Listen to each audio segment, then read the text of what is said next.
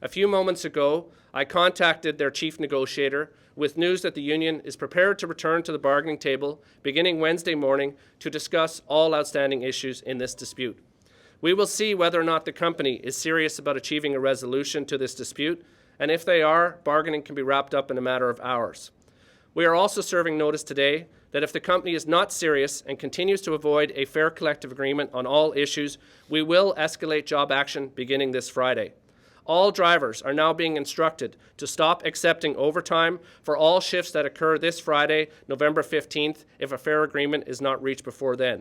We will also consider additional days next week and in the weeks to come where drivers will join with maintenance workers on the overtime ban. Ultimately, disruption will continue to escalate until a full strike will occur.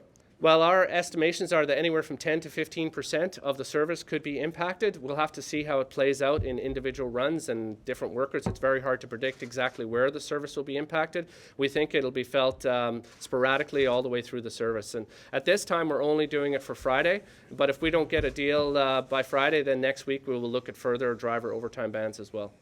So the drivers have already stopped wearing their uniforms. That will continue. The maintenance workers and C-bus workers have stopped overtime. That will continue. In addition, on Friday, any shifts that involve overtime on Friday for drivers will be refused by our members across the entire system. So we will find out the exact impact of that probably Thursday night when we start to see exactly what works out there. So, there's a lot of overtime when people are sick and things like that, but also just to deal with sporadic holes that occur in runs. In addition to the drivers refusing overtime, we know that the buses are starting to be impacted. Last week, we saw dozens of bus routes impacted, especially on Thursday and Friday. We know that the spares that they have, they're really running out of them fast, and so that will continue to ramp up all week long. But on Friday, when you add in the drivers going to an overtime ban, we think that will disrupt the system. And we're just serving notice that to the public that prepare for Friday, send the messages to the company now, tell them you don't want to see an escalation.